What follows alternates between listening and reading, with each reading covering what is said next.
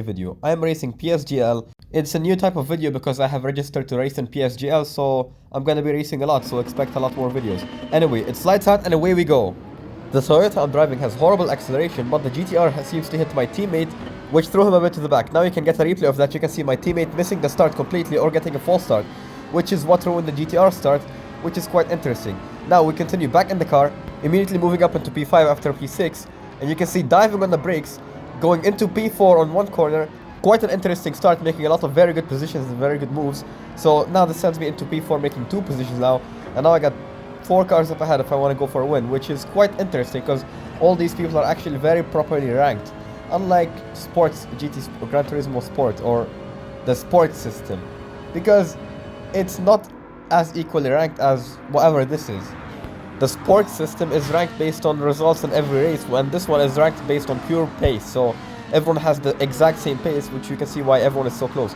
Now you can see the Ferrari diving and making a move on the inside. I didn't really defend it because I'm not looking to fight too much, because I'm trying to make a gap between me and the cars behind me. So I know I can overtake him back in the slipstream into I don't know, turn 15. So that's why I always avoid fighting on the hairpin, because it's basically unnecessary lost time. So now temporarily back into P5, I'm going to be making a move very soon on the Ferrari, and you can see I just dive in there, but it seems like I went a little too deep as he went for the switcheroo and got back on my inside.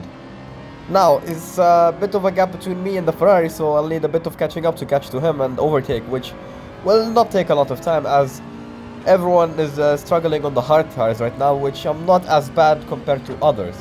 It seems like everyone else is struggling with hards more than I am, because I did a lot of practice on hard tires, so that's why I'm mainly better than almost everyone on hard tires. Which you can see I've almost caught up to the Ferrari very quickly in just 2 corners. So that just proves how not bad I am on the hard compound. Now into the braking point, I'm getting very close to the Ferrari, which is a little too close for comfort for him, and he seems to make a tiny mistake or brakes a little too early, which cannot really tell because he's kinda lagging everywhere. So let's say he did not make a mistake, he kinda lagged. So now, this is where my main point where I'm suffering is that corner, especially turn 3. I just cannot seem to get a good exit there. Now skipping forward a couple of laps, I'm on the back of the Ferrari, and now getting on his inside, getting nice and personal with him, ready to dive on the inside and overtake, which will finally get me back my position of P4. And it seems like he cooked it a little and he goes wide off the track. And this gives me P4, no much more fighting needed. Never mind, that was a P3. I have no idea what happened to the person in P4. So now I'm in P3. Very good stuff.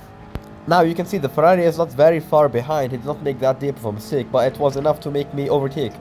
And now on the slipstream, he's gonna try to send the move once again down the inside into the hairpin, which is where I mainly avoid to make moves. So I just go to the side, protect the inside a little bit, and you can see he pulls up alongside to me. So I'm a little unconcerned, but it seems like he gets off the throttle, gets the inside again, and sends it down the inside, which is a very interesting move, because many people don't even see it coming. Because as for me, I did not think he'd do that. I think he was also chill with me, so he wants to get away from the pack behind, because there's a bunch of cars and a bunch of fighting, so if we get back there, we're gonna have a bit of issues.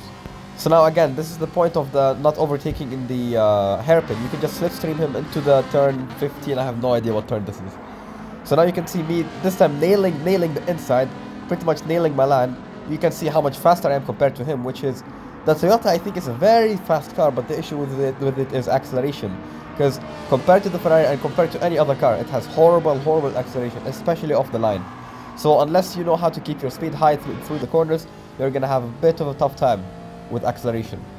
So once again in a very similar position compared to last lap, you can see him pulling just almost alongside me, but he pulls back. Seems like he got a worse exit than me, so gives me comfort into turn 1, making sure that nobody's sending it down my inside or diving down my outside or making any kind of ridiculous moves, as many people do for some reason. But good thing in PSGL you don't have this issue of people being ridiculous, because there's a steward system which will go back and check everything, so you will lose points, because this is a championship sort of thing and not a race for fun. And many people don't even know what PSGL is, and I'll be honest, I did not know what PSGL up until, you know, my teammate is like, let's sign up for this. So I was like, yeah, bet, let's do it. And now we didn't get the liveries for Yas Heat because the liveries are not ready yet. So once they are ready, we will be doing the races with the Yas Heat livery. So for now, me and my teammate are doing it in the normal GR86 livery, which is kind of kind of embarrassing, to be honest, because everyone else is with the proper livery, representing them or their team or whatever it is. But our liveries will be here soon, I promise, or hope so at least. Now, you could have asked, why didn't I make my own livery? Well, here's the thing, when it comes to livery design, my brain is kind of like a walnut. Zero brain activity, and just not very artistic when it comes to liveries. I used to make liveries, but I'll be honest, I just used to like stick some characters and sticker bomb the living crap out of it. So I wouldn't call that a livery of actual design, it's more of a kids thing.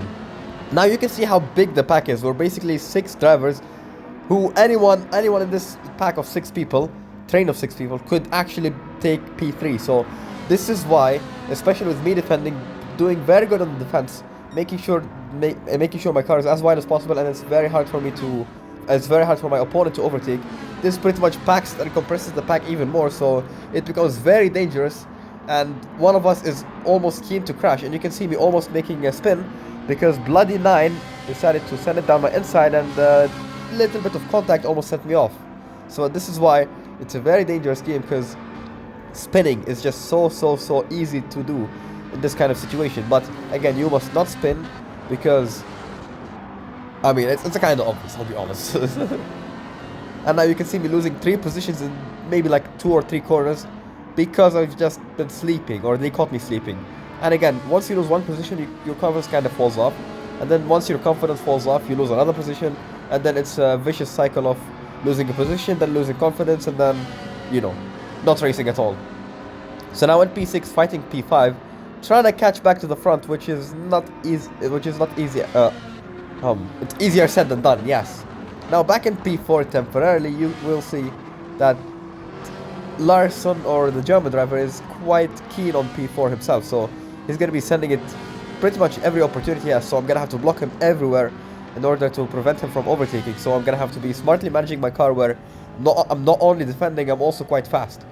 So now skipping forward, still in P4, you can see my teammate there.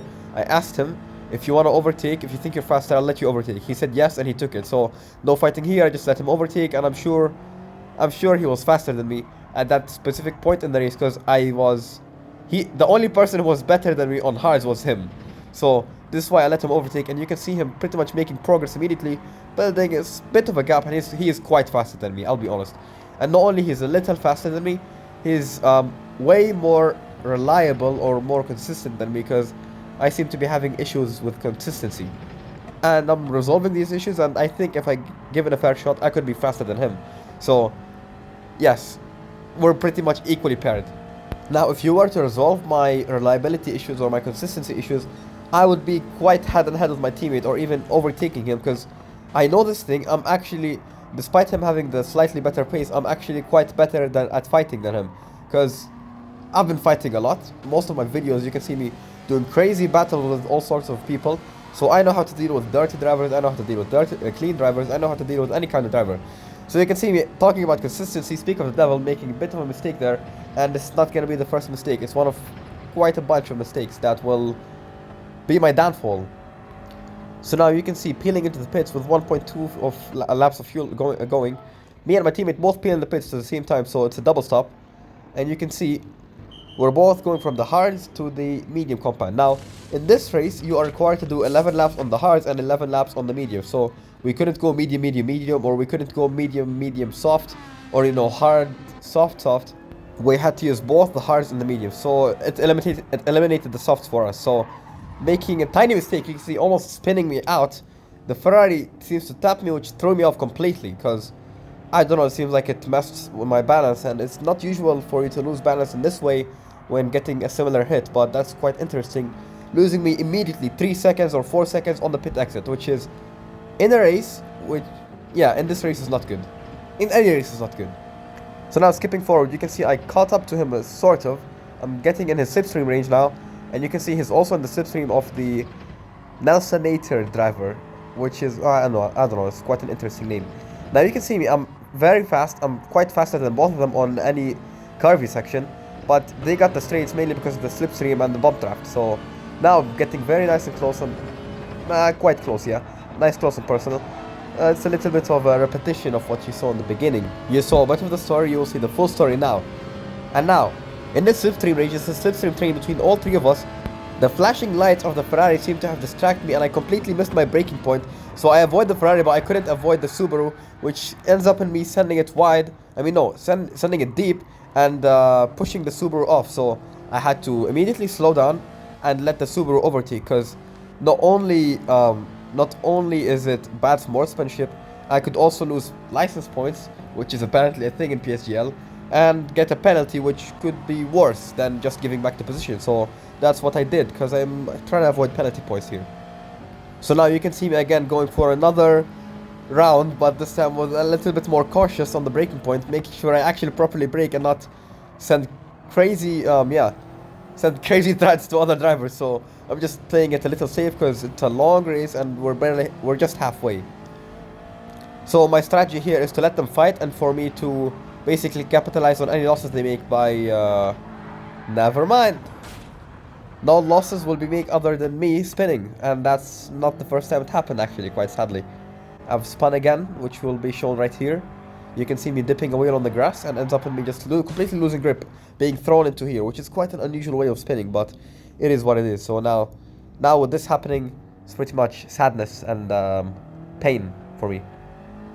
So, you know, I could have got an easy P4 or a P3 even, but after a couple of silly mistakes, it does not seem to be anything more than a P7, which another mistake I've made is I've underfueled, and now with only 0.6 laps to go, starting the final lap, I'm gonna have to be fuel saving, which is quite interesting, but the threat of me losing 7th position is pretty much zero because the driver behind is 1 minute. Okay. Talking about PSGL and how equally paced every driver is, I have no idea how that driver is equally paced to us, because he's 1 minute and he's slower than everybody else. And despite me being the second slowest driver, actually no, 2 other or 3 other drivers have retired, so 4th slowest driver because of the many mistakes. I'm actually quite fast on pace, so it's just the inconsistencies that ruined me. Now finishing the race in a very disappointing position, kind of sad, but let's see, it's kind of it is what it is moment, so we just go and P7 I am finishing the race.